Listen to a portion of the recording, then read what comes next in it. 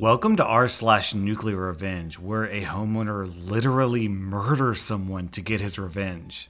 I'm an athletic gay guy, and always have been. I was also born and raised in Texas, so you can imagine some of the goings on in my younger years when being homosexual was less accepted. This was a little over 10 years ago. Freshman year, I'm on the basketball team. I'm not good, not great, just average. The team also takes up a class period, and some days we have to study instead of practice. One of the kids on my team, M, would constantly give me flack for being gay, calling me the F word, a queer, and all of the usual slurs. I, always being a pretty amiable guy and extremely slow to action, accepted his insults with open arms. Although I wasn't the star player among people who knew me, I made sure my nickname was the F word. I'd answer yes to every, "Does butt taste good?" or "Do you have a body count?" I never let it show, but this constant disrespect towards me and other people, including teachers, really got to me. He would harass my friends, pick on the boys, catcall, and make lewd comments to the girls. He was the kind of kid who'd do a fake, "Yes, sir," to a teacher who was getting on to him about something. That's when a little birdie told me his dad died 3 years ago and his mom was an alcoholic. Despite the fact that I now had this knowledge, I held on to it until I had my chance. M liked to shove people around, but he never did me because I was pretty popular and matched him physically. Like I said, that didn't stop him from picking on people close to me.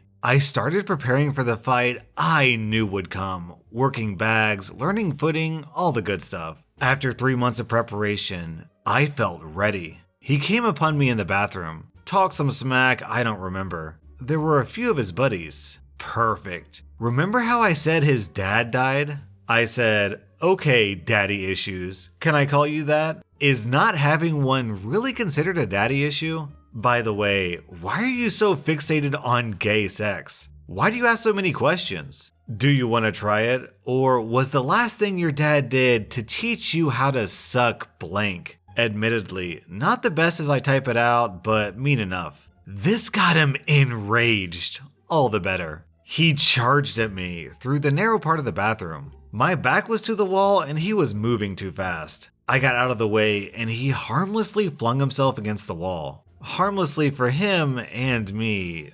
Well, not for long. He had to shift his weight. I, to his side, had already done so. It was a one-punch knockout to the side of the jaw. This kid had never been in a real fight before. It only took me raising a middle finger at the 3 friends he brought with him to make them reconsider their dedication to the mission at hand. Next, I kicked him in the face while he was down 4 times. My shoes were smeared with blood. I kicked him in the balls a fair few times after that, spat onto the back of his head, and walked away. I never talked to him again. I never cared how he was doing today, but I'd seen his face and it certainly wasn't the one he'd been born with. Naturally, word of the fight spread around. I got in some big trouble, suspension. But the motto, "Don't mess with the F word," spread around real quick. As far as I know, nobody ever did. Oh man, you kicked an unconscious dude in the face? That's brutal, OP, but I guess this is Nuclearrevenge. Our next Reddit post is from PDAS. "So, I like to drink with my old man. He has 3 daughters and 1 son. He told his story to me and my little sister. She's only 1 year younger than me. My oldest sister lived with her mom and stepfather at the time it happened. One day, when she was 12, she called my dad in tears and told him about how she was molested by her stepdad. She just wanted to tell someone who would believe her because her mother at the time didn't. My dad was about to get his stuff to beat her stepdad's butt. But my sister told him that she didn't want him to do anything since she didn't want him in jail. So my dad quickly contacted some old friends in gangs and told them everything. He was furious.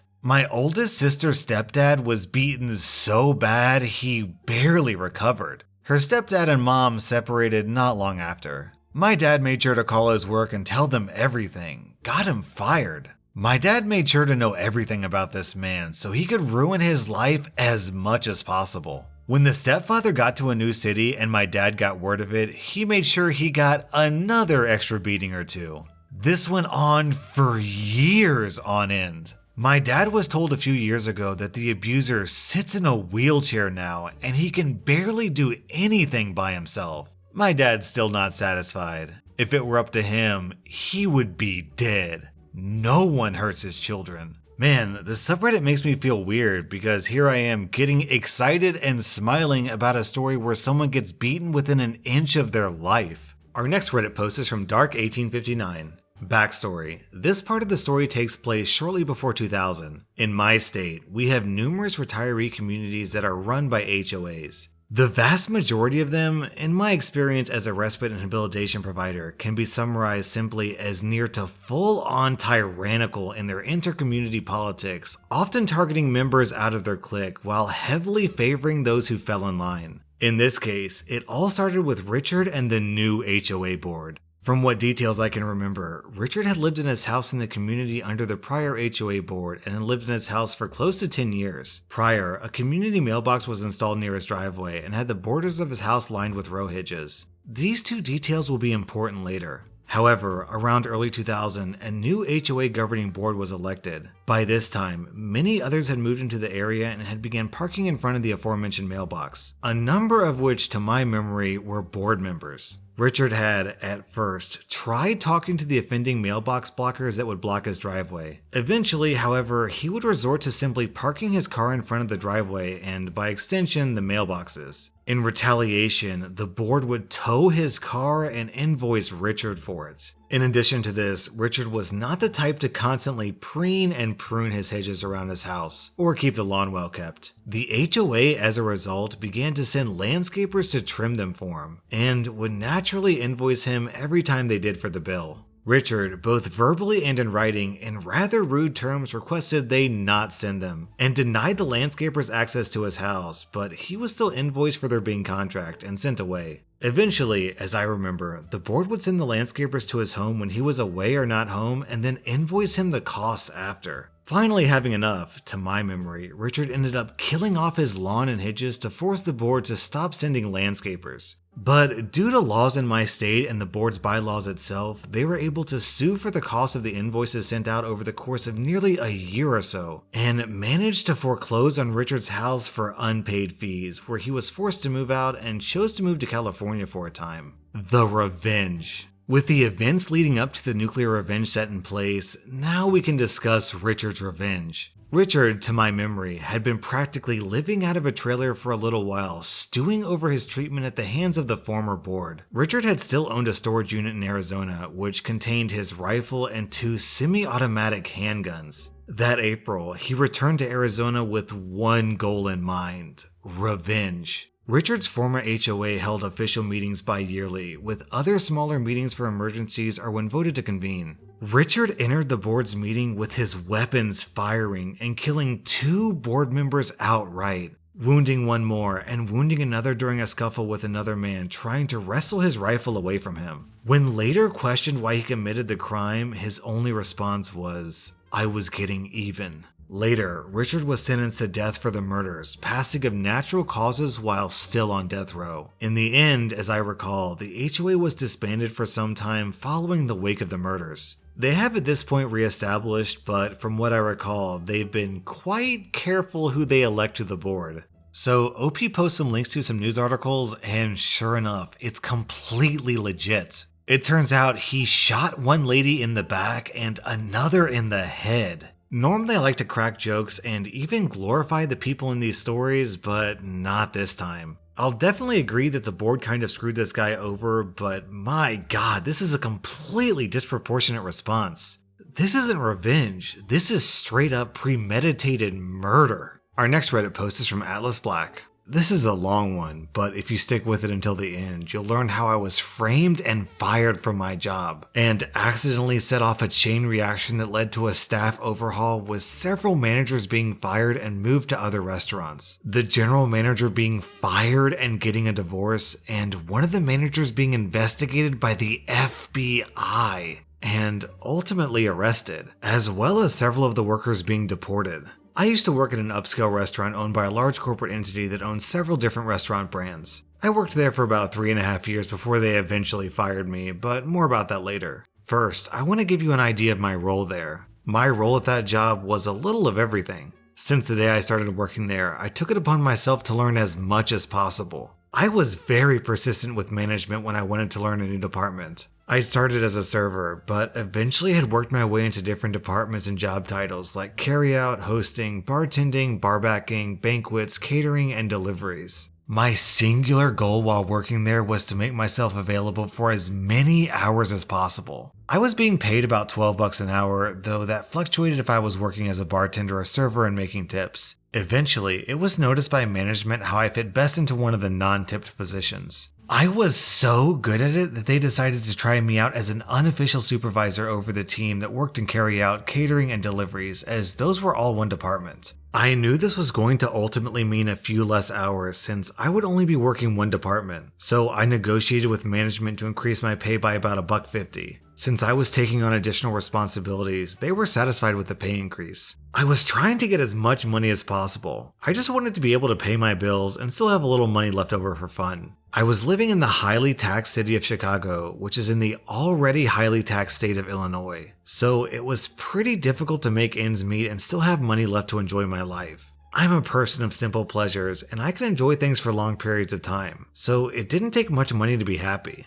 A video game could hold my attention for several months, sometimes even years. I had a family pet that I brought with me to Chicago, so that counted as an extra expense. Not long after I started this position as the unofficial supervisor, I got a girlfriend, so I was also going out more often and spending money on her. With my position and some smart budgeting, I was able to afford all of this. The money wasn't an issue, but management had a high turnover rate, so the incoming managers often didn't know what the department entailed or how important hours were to workers of these departments. Eventually, it was noted that our current general manager was going to be fired and replaced. The incoming general manager was supposed to be some rock star when it came to improving restaurants. We looked up his name and found him as the first search result on Google. But the entry wasn't some glowing review of his work ethic or of his impeccable ability to improve the way a restaurant runs. It was actually a mugshot and a police report filed for repeated domestic abuse. This is important later. We'll call him Harvey.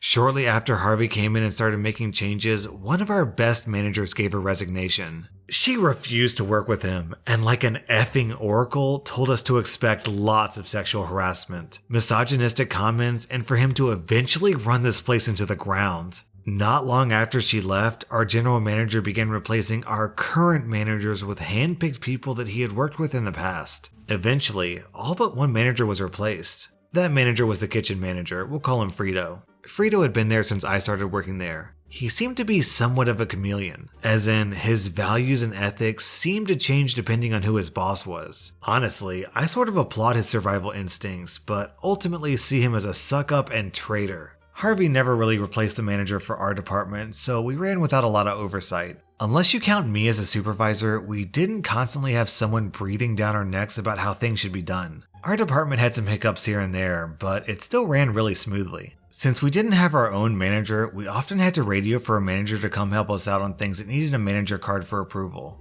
Frito would always be the one to answer these calls since the kitchen was closest to our department. Over time, the new team of managers started to see Frito as the manager of our department as well. However, the hourly team that worked there still saw me as their supervisor. This meant that anytime Frito was trying to make changes that would ultimately hurt us, the team relied on me to mitigate those disasters or to negotiate with Frito to let us do our jobs the way we had already proved worked really well. Over several months, Frito and I would butt heads dozens of times. He and I were constantly arguing about how important hours were to the workers in this department. He had it in his head that we should be living off tips like servers. But since most of our orders were carryout, they came in through Grubhub, and Grubhub doesn't tip. We didn't have a lot of deliveries in a day, and the tips we got from those were maybe $10 if we were lucky. But splitting $10 four ways doesn't add up to a lot. It just showed that Frito had no clue what he was talking about. Eventually, we had a meeting with Harvey, Frito, and all the workers of this department. It was marketed as a chance to voice all of our grievances and concerns with the changes they wanted to make with no chance of retaliation. So the workers did exactly that. They talked about how Frito was trying to cut hours even though he isn't our actual manager. When it was brought up that they were attempting to hire someone to be the manager, the team suggested that I take over since I'd already been supervising them and running things smoothly for the past several months. I was also the one that management consulted with when writing schedules, as I had an understanding of the days some workers could and couldn't work depending on their school schedules or family life. I could see at the moment it was suggested that Harvey and Frito made the decision on the spot that I had to be gotten rid of. Although they didn't say it, I could see the look they gave each other and instinctively knew that my days at this place were numbered, and my job was going to be getting the axe one way or another. They made a bunch of promises to us about not cutting hours. They told us that they would stop sending all but one person home early and only leaving one person to clean everything and close up by themselves, as this wasn't a small department and it was simply too much for one person to do alone while still meeting health and safety standards.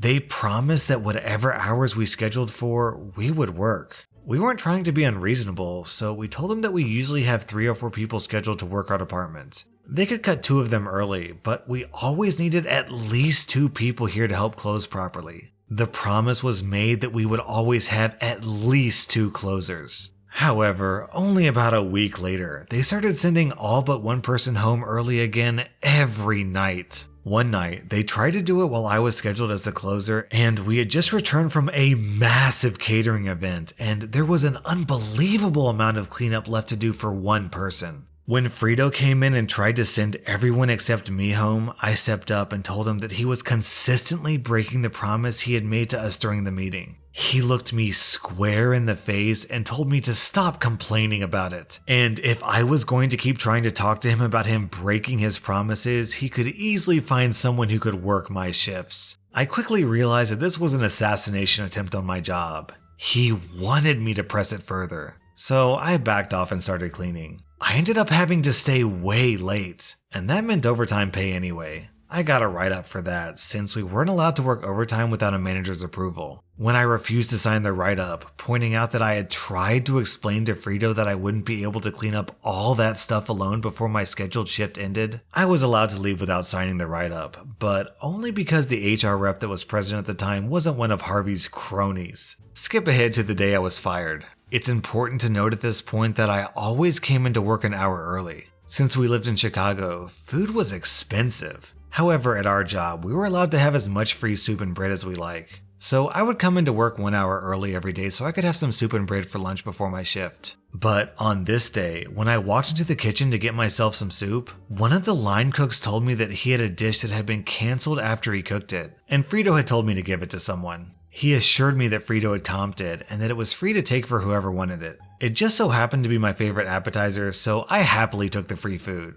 Not long after I got to my booth, both Harvey and Frito approached me and asked me if I had put in a ticket for that food. I told them that the line cook had given it to me and said it was the canceled order that Frito had already comped. Frito looked dumbfounded and said he had no idea what I was talking about. So Harvey told me, "I think you know that's theft. Go ahead and finish the food and then grab your stuff and go. That's the last meal you'll be having here." I tried to explain to them that I had been given this food by the line cook, but they refused to listen. So I offered to take them to the kitchen to clear it up with the cook. But by the time I'd gone back to the kitchen with them to talk to the line cook, he had already gone home for the day. I had no choice but to gather my stuff, say my goodbyes, and head home. On my way out, I told the people working my department that afternoon what had happened. Exactly as it happened. They were shocked and angry, but mostly sad to see me go. I decided that on my way out, I would stop by the accounting office and pick up any tips that may have been dropped for me that week, just to make sure I didn't get screwed out of that money.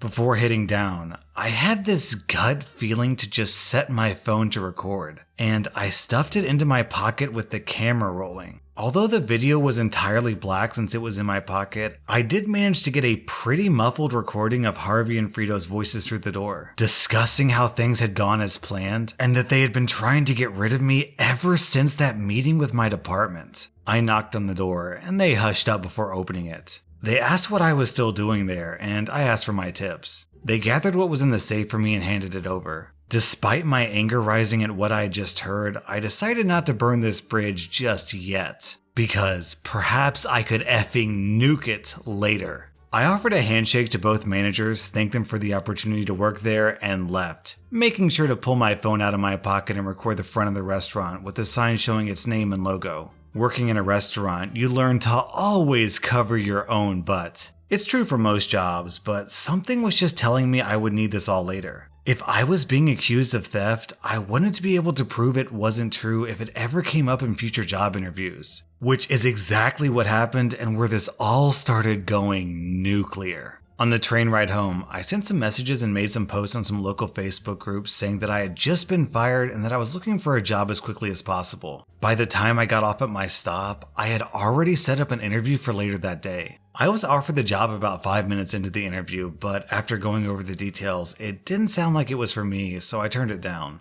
I interviewed a few other places and found one that was a good fit with a hefty pay increase compared to my previous job. And I wouldn't have to deal with customers. It was an auditing job for a logistics company. However, during the interview with the manager of this job, he mentioned he had already called my previous place of employment and spoken with the general manager, Harvey. Harvey had told him that I had been fired for theft. Luckily for me, the manager I was interviewing with asked me to tell him more about that, and he was willing to let me pull out my phone and find the recording. I asked if the voice in the video was the same person he'd spoke with on the phone. It was. That was confirmation enough for him that I hadn't made a fake video. He listened to the two managers in the video admit that they had set me up and watched to the end when I showed the front of the restaurant, complete with the logo and name. The manager interviewing me, who we'll call Dean, hired me immediately and asked me to send him the recording. I did. I thought that was the end of it. About 7 months later, after settling into this job quite nicely, HR sent out a welcome all of our new team members email, which listed all of our newest hires, some facts about them, and had pictures of them all. They sent these out every time they hired a new round of people. One of them, Thomas, was a former coworker who had worked with me at the restaurant.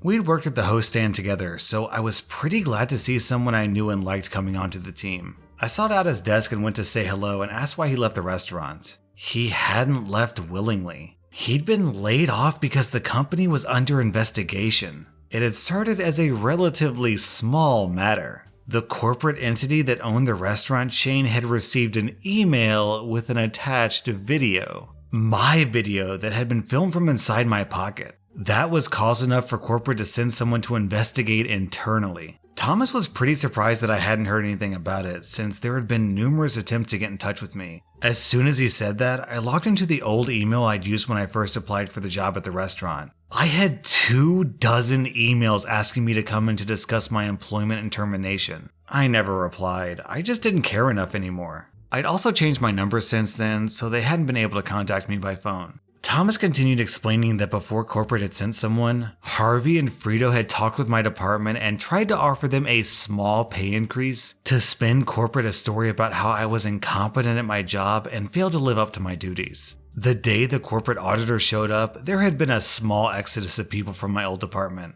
They quit on the spot in front of the lady from corporate, let's call her Audrey, and made sure to rat out Harvey and Frito before leaving. Strike one for both of them. Strike 2 came a couple of days after Audrey showed Harvey and Frito the recording that had kicked all of this off. They denied it vehemently, but there was no mistaking Harvey's voice. It's unique. Not only that, but the video also picked up their voice and mine when we shook hands and had a friendly parting of the ways, which was something they'd already bragged about to Audrey, thinking it made them look better that we were able to part on good terms. This wasn't the actual Strike 2. That came when it was clear they needed to be separated, so Audrey sent Frito to work in another restaurant owned by our company and temporarily demoted Harvey to manager. This tore them apart. They had once been an inseparable evil team, but the pressure of the investigation must have pushed them over the edge. They ended up at each other's throats on Facebook, on a public post on the company page. The post had since been deleted, but Thomas explained it as the following. Frito had been pictured in the Facebook post on the restaurant page, and Harvey made a passive-aggressive comment about how Frito shouldn't even be in the picture since he had moved to another restaurant due to misconduct. Frito saw this comment and said something along the lines of, "At least when people Google my name, I don't show up as the guy that punched his wife." To which Harvey responded, "Very funny from the guy who's cheating on his wife with Janet's sister." Janet's not her real name, but Janet was the girl they appointed to officially supervise my old department after they fired me, the unofficial supervisor. Frito replies to that by saying, "Like you haven't tried with half the waitresses. They all have stories about you trying to passionately hug them." The post was deleted, but not before it had been seen by Audrey the Auditor. That was officially strike 2. Strike 3 came the next day when Audrey started interviewing the female waitstaff and bartenders, seeing if any of them could confirm that Harvey had tried to make a move on them. All of them were interviewed separately. Several of them had similar stories.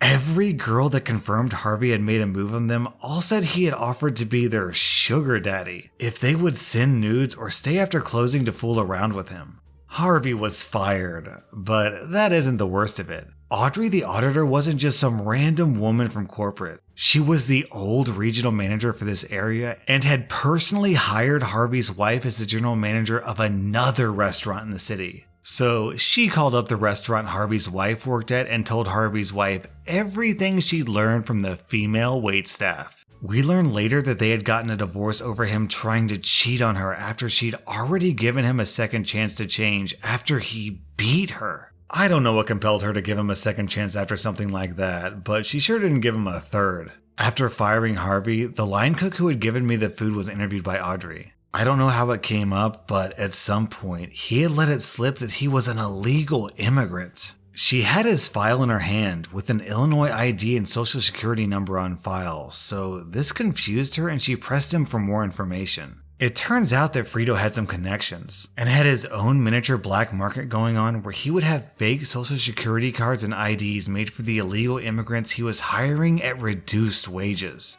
It had been going on for at least 4 years. Needless to say, this is a felony. With the potential PR nightmare that Audrey was likely dealing with, she felt she had no choice but to alert the authorities. Local PD enlisted the help of the FBI since some of the evidence led them beyond the jurisdiction of the local police. Frito was arrested and quickly gave up the names of the people working that he had sold social security cards and IDs to. I'm not sure if he gave up all of them, but he did name drop about 14 people. And of those 14, at least half were deported by the time Thomas had been let go. One of them was the line cook that had given me the food the day I was fired. Thomas went on to explain that it had all started with me being fired, but I never sent that recording to corporate. I'd only sent it to Dean when he hired me. I asked him about it, and he told me that he had sent it to his wife since she was a lawyer. He wanted to see if I had a case to maybe sue my old job since what they had done was wrong.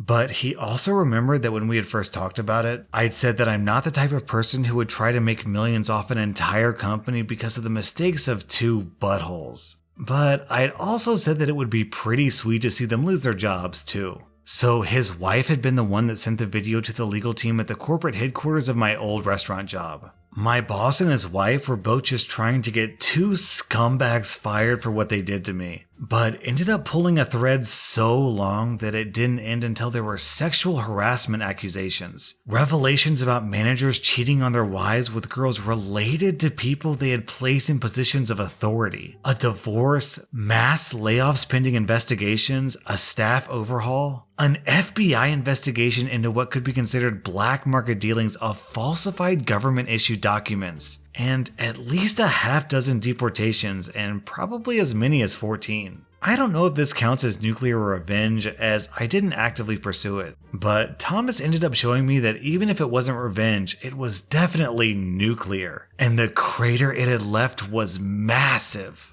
Yeah, nuclear revenge doesn't exactly apply. I think it's better to call this something like nuclear karma. That was r/nuclearrevenge, and if you like this video, then hit that subscribe button because I put out new Reddit videos every single day.